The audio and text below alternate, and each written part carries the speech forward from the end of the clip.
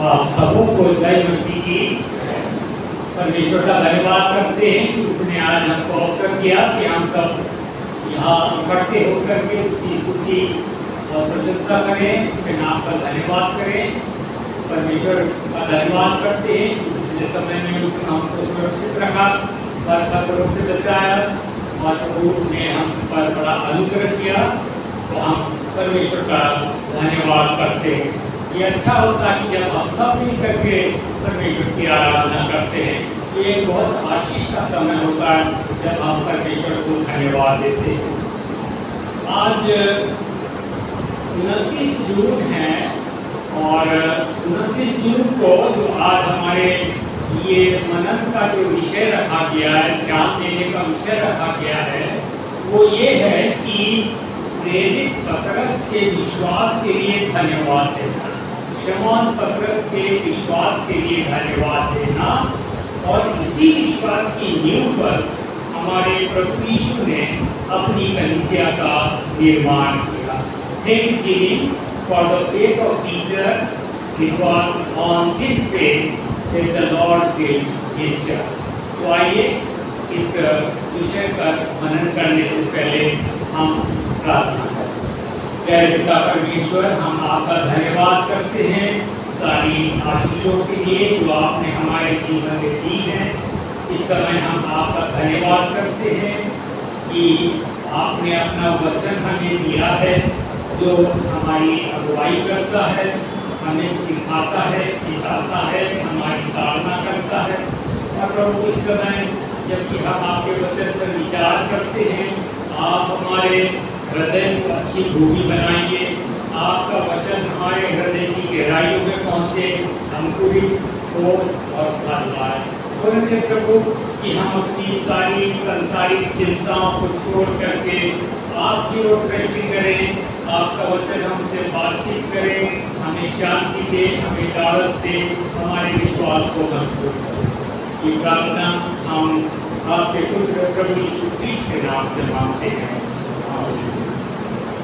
हमारे मसीही कैलेंडर में बहुत सारे ऐसे दिन दिए गए हैं जिसमें हम किसी विश्वासी के लिए, प्रभु यीशु के किसी चेले के लिए, किसी शहीद के लिए, किसी समाज सुधारक के लिए वो दिन नियुक्त किए गए और ये हमको इसलिए दिए गए हैं ताकि उनके जीवन से हम प्रेरणा लें, उनके जीवन से हम कुछ सीखें। तो ऐसे व्यक्ति जो हैं वो हमारे लिए प्रेरणा के स्रोत हैं, वो हमारे विश्वास को मजबूत करते हैं, वो हमें मसीह जीवन में आगे बढ़ने के लिए प्रोत्साहित करते हैं। ऐसे लोग कलीसिया के आत्मिक जीवन को मजबूत बनाते हैं। तो हम परमेश्वर का धन्यवाद करते हैं ऐसे लोगों के लिए। और जैसा कि आज शिमोन पतरस के विषय में हम मनन करेंगे और हम सब बाइबल में उसके विषय में पढ़ते हैं। और शिमोन पतरस जो था वो बैतसैदा का रहने वाला था और विवाहित था और उसका एक घर कफरनहूम में भी था। और हम ये जानते हैं कि वो सीनियर मोस्ट शिष्य, सबसे ज़्यादा उम्र में सीनियर था। और हम जब बाइबल में पढ़ते तो चारों समाचारों में, मत्ती, मरकुस, लूका, यूहन्ना में भी और प्रेरितों के काम में भी हम उसका जिक्र पाते हैं। न सिर्फ ये, लेकिन पौलुस ने भी अपनी पत्रियों में शिमोन पतरस का जिक्र किया। और हम ये भी जानते हैं कि दो पुस्तकें हैं, पहला पतरस, दूसरा पतरस, जो बाइबल में लिखी गई हैं पतरस के द्वारा। और वो हमारे लिए ये पत्रियाँ हमारे लिए मसीह जीवन, एक पवित्र मसीह जीवन जीने के लिए और हमारे विश्वास में आगे बढ़ने के लिए हमको प्रोत्साहित करते हैं। शिमोन पतरस का जो जीवन चरित्र है वो इतना विस्तृत है कि और इतना साल गर्मी है कि अगर हम उस पर विचार करें तो उसमें कई पुस्तकें लिखी जा सकती हैं और लिखी भी गई है, लेकिन उसके विषय में थोड़े समय में इतना अधिक उसके बारे में जानना संभव नहीं होगा।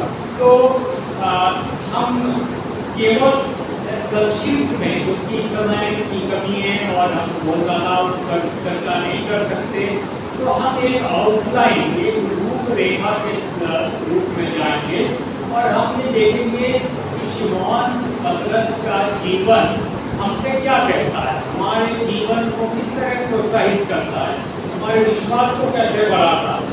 तो हम इस विषय में थोड़ा जिक्र करेंगे।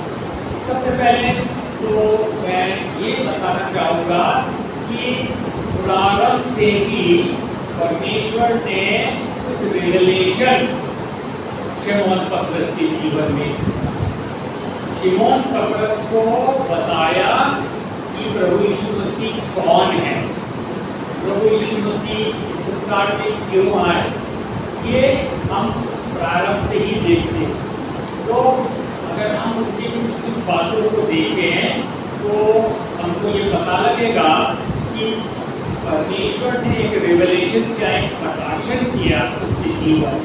पहले हम देखते हैं कि यूहन्ना रचित सुसमाचार पहला अध्याय और 41वें आयत में अगर हम देखें तो यहाँ हम पाते हैं कि उसका जो भाई अंद्रियास है वो यूहन्ना बपतिस्मा देने वाला का शिष्य था, और जब उसने यूहन्ना बपतिस्मे के साथ बातचीत की और वो आया तो उसने अपने भाई शिमोन को कहा कि हमको क्रिस्ट अर्थात मसीह मिल गया, हमको क्रिस्ट अर्थात मसीह मिल गया। तो पहला प्रकाशन जो पतरस, शिमोन पतरस को हुआ वो ये कि प्रभु यीशु मसीह आने वाला मसीह है, क्रिस्ट है, ये पहला प्रकाशन हम इसमें देखते हैं। दूसरा हम देखते हैं कि मरकुस रचित सुसमाचार उसका पहला अध्याय और उसकी 17 आयत में, और वहाँ पर जब ये मछुआरा था शिमोन पतरस उसका भाई, और जब वो मछली पकड़ रहे थे और जब वो फल मछली आई और प्रभु यीशु मसीह ने शिमोन पतरस को और उसके भाई अंद्रियास को कहा कि मेरे पीछे आ जाओ, मैं तुम्हें मनुष्यों के पकड़ने वाला मछुआ बनाऊंगा। मरकुस रचित सुसमाचार पहला अध्याय 17 आयत में एक मिशन दे दिया उसको, प्रारंभ से ही एक मिशन दे दिया कि शिमोन पतरस को क्या करना है, उसका मिशन क्या है। तो हम यहाँ पर एक देखते हैं कि मैं तुमको मनुष्यों के पकड़वाने वाले मछुए बनाऊंगा। एक और जगह हम देखते हैं यूहन्ना रचित सुसमाचार 6 अध्याय 66 और 68 आयत में, यहाँ पर कि बहुत से शिष्य प्रभु यीशु मसीह के पीछे हो गए, लगभग 70 शिष्य हो गए, और प्रभु यीशु मसीह उनसे कहने लगे कि यदि तुम मनुष्य के पुत्र का मांस न खा, उसका लहू न पियो, अब तुम में जीवन नहीं। और जब ये बात कही तो लोगों को, बहुत से शिष्यों को ये बात दिखने लगी और वो उल्टे फिरे वो चले गए। तब प्रभु यीशु मसीह ने कहा अपने शिष्यों से, क्या तुम भी चले जाना चाहते हो? तो पतरस ने क्या कहा? पतरस ने कहा कि हे प्रभु, इसके पास जाएं, अनंत जीवन की बातें तेरे ही पास। ये भी एक प्रकाशन हो गया कि अनंत जीवन देने वाला प्रभु यीशु है, ये शिमोन पतरस के जीवन में बता दिया गया। तो हम ये देखते हैं कि पतरस के जीवन में बार बार रेवलेशन हुआ, प्रकाशन हुआ। और आज का जो सुसमाचार का पाठ पढ़ा गया, जैसा कि फिलिप्पी में आए और प्रभु यीशु मसीह अपने शिष्यों से पूछते हैं कि लोग उसे पुत्र को क्या कहते हैं, तो कोई कहने लगा कोई यूहन्ना बपतिस्मा देने वाला, कोई एलिया, कोई यिर्मयाह। प्रभु यीशु मसीह ने एक प्रश्न किया, लेकिन तुम मुझे क्या कहते हो? और शिमोन पतरस ने यह जवाब दिया कि वो जीते परमेश्वर का पुत्र मसीह है। एक बार रिवलेशन उसके जीवन में हो गया कि जीते परमेश्वर का पुत्र मसीह है। और क्या कहा प्रभु यीशु ने कि ये शिमोन योना के पुत्र तू धन्य है, क्योंकि मांस और लहू ने नहीं परंतु मेरे पिता ने जो स्वर्ग में है ये बातें तुझ पर प्रकट की। मैं तुझे स्वर्ग की कुंजी दूंगा। ये प्रकाशन जो हुआ शिमोन पतरस को सारी प्रभु यीशु मसीह के बारे में कि अनंत जीवन का देने वाला है, परमेश्वर का पुत्र है, ये सब कुछ बातें धीरे धीरे और शिमोन पतरस के जीवन में हम देखते हैं। बहुत सारे ऐसे वर्च्यूज, क्रिश्चियन वर्च्यूज, मसीही सद्गुण पतरस को बताए। पतरस ने एक बार मत्ती 18:21 और 22 मत्ती 18:21 और 22 में पतरस ने प्रभु यीशु से प्रश्न किया कि हे प्रभु, मेरा भाई अगर अपराध करे तो कितनी बार क्षमा करो? कितनी बार क्षमा? क्या 7 बार? और प्रभु ने कहा 7 के 70 गुणे का, अर्थात हर बार उसको क्षमा कर। ये क्षमा क्या है? क्षमा की गहराई क्या है? मसीही जो क्षमा है, क्रिश्चियन फॉरगिवनेस जो है वो ये है भूल जाना और इसको फिर स्मरण न करना। मसीही क्षमा जो है वो उसको बताना। फिर आप ये देखते हैं कि मसीही प्रेम क्या है, ये भी प्रकट किया गया शिमोन पतरस का। यूहन्ना सुसमाचार 21वां अध्याय 15-17 में। और प्रभु यीशु मसीह उसको पूछते हैं शिमोन पतरस को, जब उसने 3 बार प्रभु का इनकार किया तो वो 3 बार प्रभु ने इससे पूछा, हे शिमोन योना के पुत्र, क्या तू इससे बढ़कर मुझसे प्रेम करता है?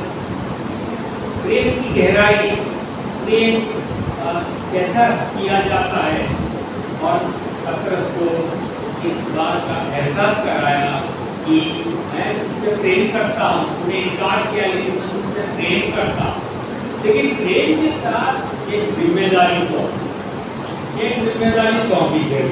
क्या कहा कि मेरे भेड़ों को चरा, मेरी भेड़ों की रखवाली कर। एक शेफर्ड, एक कलीसिया का चरवाहा नियुक्त किया गया है। और ये बात हम पतरस के जीवन में देखते हैं। एक लीडर, एक अगुआ उसको करना है। अगर हम पतरस के जीवन में देखें तो अगर उसके ऊपर दृष्टि करें तो उसकी कई कमी घटियाँ भी हम देखते हैं और उसके कुछ उसके सकारात्मक और नकारात्मक दोनों बातें हम देखते हैं। हर एक मनुष्य में कमियाँ होती है, क्या होती हैं, अच्छी बातें भी होती है, सद्गुण भी होते हैं, नकारात्मक बातें भी होती हैं। लेकिन जब हम प्रभु यीशु मसीह की निकटता में आ जाते हैं तो प्रभु हमको साधारण व्यक्ति से असाधारण व्यक्ति बना देता है। और यही बात पतरस के जीवन में, शिमोन पतरस के जीवन में आप देखते हैं। तो हम पहले उसकी जो स्ट्रेंथ है, उसकी सकारात्मक बात जो हम कुछ देखते हैं, और वो पहली बात ये है कि वो एक बहुत अच्छा प्रचारक था। पेंटिकॉस्ट के दिन जब पवित्र आत्मा से भर गया और जब पेंटिकॉस्ट के पर्व पर बहुत लोग यरूशलेम में इकट्ठा थे और पतरस ने वहाँ पर प्रचार किया और प्रभु यीशु मसीह के विषय में बताया, तो इतना सार्थक और इतना अच्छा उपदेश दिया, लिखा हुआ है कि लोगों के हृदय छिड़ गए, लोगों के हृदय छिड़ गए। वो इतने वो सरमन को सुन के, उपदेश को सुन के कहते कि तब क्या करें, हमसे ये बड़ी भूल हुई, क्या करें। और 3000 लोग होने पर प्रभु यीशु मसीह पर विश्वास किया। कलीसिया का निर्माण शुरू हो गया। ये एक जो चरवाहा नियुक्त किया गया वो एक अच्छा उपदेशक था। और हम देखते हैं पवित्र आत्मा से भरपूर होकर के उसने जो है एक अच्छा उद्देश्य। फिर हम आगे ये भी देखते हैं कि प्रभु यीशु के नाम से उसको चंगा करने की सामर्थ मिली। जब वो पवित्र आत्मा से भर गया तो चंगा करने की सामर्थ मिली। प्रेरितों का काम 3 अध्याय 6 पद से हम देखते हैं कि जनाब का एक लंगड़ा भिखारी जो मंदिर के पास बैठा था और वो कुछ भीख मांगने की लालसा से पतरस और यूहन्ना को देखने लगा। तो पतरस ने कहा कि सोना चांदी तो मेरे पास है, जो मेरे पास है मैं तुझे देता हूँ। प्रभु यीशु मसीह नासरी के नाम से उठ खड़ा हो और चल दिए और वो चंगा हो। ये चंगा करने की सामर्थ उसने दी शिमोन पतरस ने, और ये पवित्र आत्मा की सामर्थ उसने काम कर दी। शिमोन पतरस को हम ये भी देखते हैं कि वो बहुत बुद्धिमान भी, ऐसा नहीं कि सीनियर था और स्पोकन था, जल्दबाजी में बोल जाता था, लेकिन वो समझता। हम ये देखते हैं कि जब वो कर्नेलियुस के घर में था और वहाँ पर कर्नेलियुस उसके परिवार पर भी पवित्र आत्मा आया और उसने प्रेरितों के काम उसका 10वां अध्याय में हम देखते हैं। और जब वो इस बात के निश्चय पर पहुंचा, उसने कहा परमेश्वर किसी का पक्षपात नहीं करता। जो पश्चातापी हृदय से परमेश्वर की ओर फिरते हैं, परमेश्वर को स्वीकार करते हैं, वो उनको क्षमा करता है और उनको ग्रहण करता है, चाहे वो खतने वाला हो चाहे खतना हो। और ये एक बड़ी समस्या कलीसिया में उन पर हो। और यहूदी लोग जिन्होंने मसीह को ग्रहण किया था, वो पतरस से एक तरह से वाद-विवाद करने लगे कि तू अन्य जातियों के घर गया, तूने वहाँ पर खाना खाया और घटना लोगों के साथ रहा, तो एक कलीसिया में एक समस्या पैदा हो। लेकिन पतरस ने बड़ी बुद्धिमानी के साथ, बहुत बुद्धिमानी के साथ एक उनको समझाया कि परमेश्वर किसी का पक्षपात नहीं करता। जब परमेश्वर अन्य जाति के लोगों पर भी पवित्र आत्मा का दान उगेल रहा है, तो मैं कौन हूँ उसको रोकने का। और पौलुस के साथ मिलकर के यरूशलेम काउंसिल में बहुत अच्छी तरह से इस समस्या का समाधान उसने। तो ये हम कुछ बातें इसकी सकारात्मक है, अब कुछ बातें नकारात्मक जो उसके हम सोचते हैं कि शायद वो बहुत अच्छी बात नहीं। नकारात्मक बातें उसकी निर्बलता है, वो बहुत जल्दबाजी, कैस्टी, तावला, एकदम जल्दबाजी में जल्दी से बोल पड़ना, जल्दी से कभी कभी बिना समझे बोल पड़ना। तो हम ये बात देखते हैं जब प्रभु यीशु मसीह ने पतरस को ये बताया कि अवश्य है कि मनुष्य का पुत्र यरूशलेम जाए, वहाँ पकड़वाया जाए, मारा जाए, मरा जाए, दूसरे दिन जी उठे, तो पतरस बहुत नाराज हुआ और प्रभु यीशु को अलग ले जाकर के झड़ने लगा कि ये प्रभु तेरे साथ ऐसा नहीं होगा। और प्रभु यीशु मसीह इस बात से कुछ नहीं हुए, उसको यहाँ तक शैतान का कि हे शैतान तेरे सामने से दूर हो, तुम्हें तो परमेश्वर की बातों पर नहीं, लेकिन मनुष्य के बातों पर ध्यान। प्रभु यीशु मसीह ये बताना चाहते हैं कि हमारे जीवन में परमेश्वर ने एक मकसद रखा है और उस मकसद को हमको पूरा करना है। प्रायोरिटी हमारी प्रभु यीशु मसीह के लिए होनी चाहिए, परमेश्वर के कार्य के लिए होनी चाहिए, मनुष्य के कार्य के लिए नहीं होनी चाहिए। और वहाँ पर पतरस को, शिमोन पतरस को प्रभु ने आता और उसको बोल दिया और उसको समझाया कि हमको परमेश्वर की बात को, उसके मकसद को हमारे जीवन में पूरा करना है। फिर हम देखते हैं कि मत्ती रचित सुसमाचार 26वां अध्याय 31 से 35 आयत में शिमोन पतरस ने कि यहाँ पर हम देखते हैं कि प्रभु यीशु मसीह जब बताते हैं कि मैं वहाँ जाऊँगा फिर और मुझे मारा जाएगा, गाड़ा जाएगा, तो पतरस ये कहते हैं कि ये प्रभु तेरे साथ नहीं। और प्रभु यीशु मसीह शिष्यों से कहते हैं तुम सब अपना मार्ग लोगे, मुझे छोड़ के चले जाओगे। और शिमोन पतरस क्या कहते हैं कि यदि मुझे तेरे साथ मरना भी पड़े तो भी मैं न उठूंगा, मैं तेरे साथ रहूंगा और तुझे कभी नहीं छोड़ूंगा, तेरा साथ नहीं छोड़ूंगा। लेकिन प्रभु यीशु ने कह दिया कि 3 बार मेरा उद्धार, गुण देने से के काम देने से पहले 3 बार मेरा इनकार। तो शिमोन पतरस थोड़ा उतावला था, कभी कभी ऐसे दावे करता था जो वो पूरे नहीं कर सकता, तो कभी कभी शायद इतनी जल्दबाजी में बोल देता था कि जो वो पूरा नहीं कर सकता तो उसको वो बोल देता। फिर हम एक और उसकी बात देखते हैं जल्दबाजी की, कि जब सैनिक प्रभु यीशु मसीह को पकड़ने आए गेतसेमनी के घाट में, और उसके बाद वहाँ पर प्रभु यीशु मसीह को पकड़ने लगे, तो शिमोन पतरस ने अपनी तलवार निकाली और महायाजक के दास पर चलाकर उसका कान उड़ा दिया। यूहन्ना 18 सीधा साइड में आता है, यूहन्ना 18। और प्रभु यीशु मसीह ने फिर उसको डांटा इस जल्दबाजी के कि अपनी तलवार अपने ज्ञान में रख, तो तलवार चलाने वाले तलवार से नाश हो गए, अपनी तलवार अपने ज्ञान में। तो हम एक आउटलाइन देखते हैं, उसकी बहुत सी सकारात्मक बातें और उसकी नकारात्मक बातें, लेकिन ये सब बातें हमारे जीवन में एक बड़ा प्रभाव डालती है, हमारे लिए प्रेरणा के स्रोत, वो हमारे विश्वास को मजबूत करती है। जैसे आज का विषय ये कहता है कि उसके विश्वास के लिए, उसके जीवन चरित्र के लिए हमको धन्यवाद हो।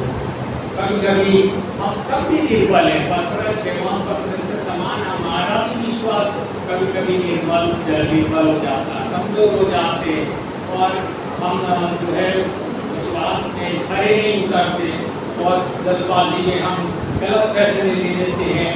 लेकिन प्रभु हमको संभालता है और हमारे विश्वास को वो मजबूत करता है, हमको प्रोत्साहित करता है कि हम उस मिशन को जो उसने हमारे जीवन में रखा है पूरा करें, उस मकसद को जो प्रभु ने मेरे और आपके जीवन में रखा है वो हम पूरा करें।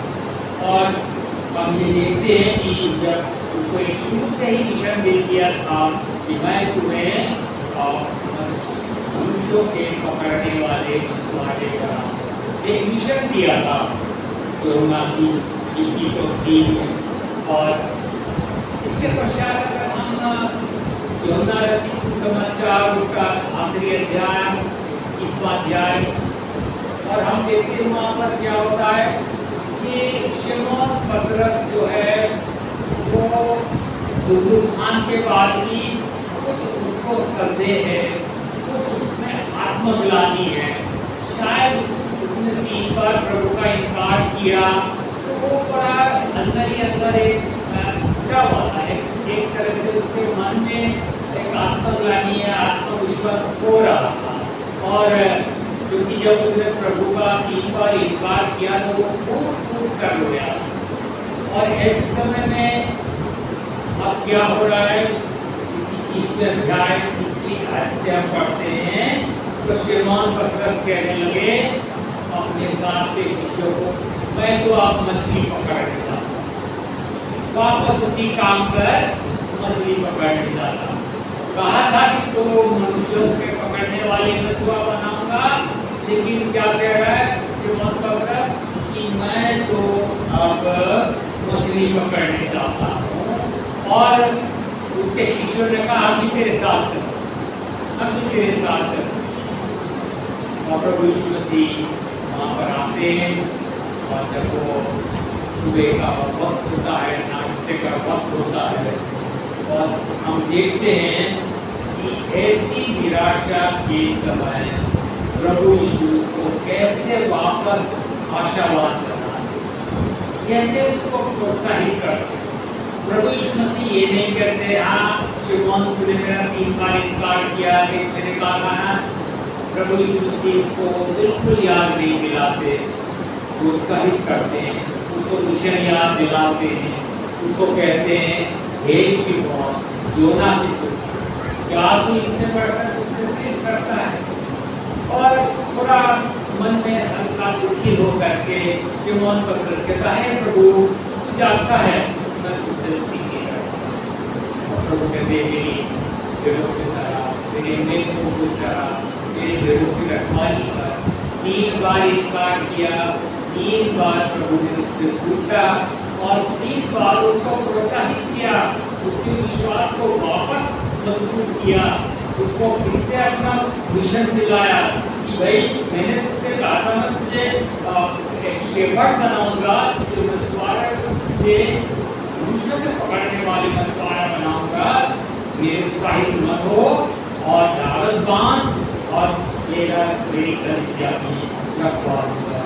तो प्यारे भाई बहनों, शिमोन पतरस का जीवन जो है वो हमारे लिए बहुत एक आदर्श हमारे प्रभु जो है एक साधारण मछुआरे को लेकर के इतना बड़ा, इतने असाधारण व्यक्तित्व का व्यक्ति बना देता।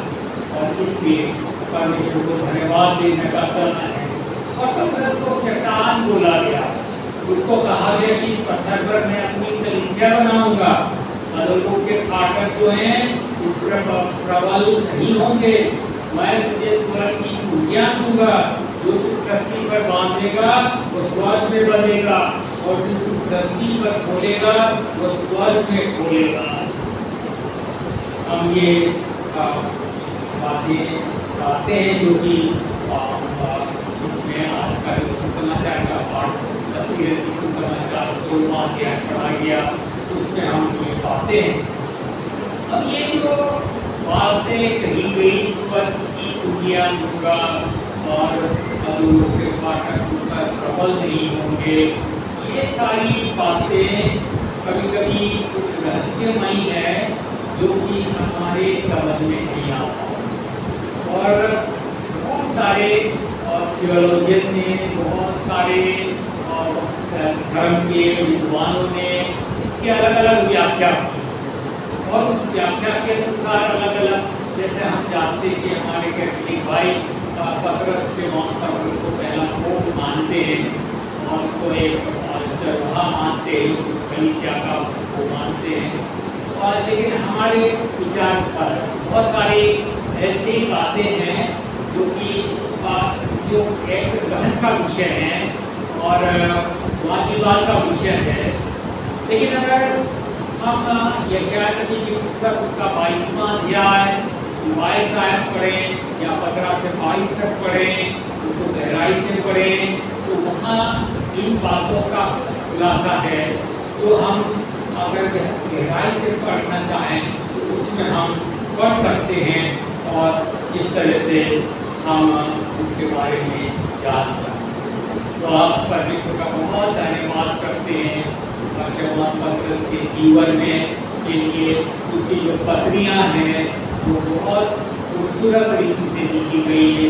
हमें नहीं मालूम कि शिमोन पतरस कहाँ तक पढ़ा लिखा था, लेकिन जो उसकी पत्रियाँ हैं वो हमको बताती है कि परमेश्वर ने उसके जीवन में कितना प्रकाशन किया है और कैसे उसने बड़े अद्भुत रीति से बहुत गहरी बातें लिखी है कि तुम्हारा छुटकारा सोने चांदी से नहीं लेकिन बेदाग भैरे के लहू के कारण हुआ है। बड़ी गहरी बातें शिमोन पतरस की पत्रियों में हम पाते हैं, यदि हम पढ़ें तो हम उसको समझें। तो जैसा मैंने शुरू में कहा कि बहुत अधिक हम नहीं बोल सकते ज़्यादा, क्योंकि इतना गहरा है और केवल एक रूपरेखा के रूप में हम इसको प्रस्तुत कर सकते हैं और वही हमारे लिए को एक प्रोत्साहित करती है। परमेश्वर को धन्यवाद दें उसके जीवन के लिए।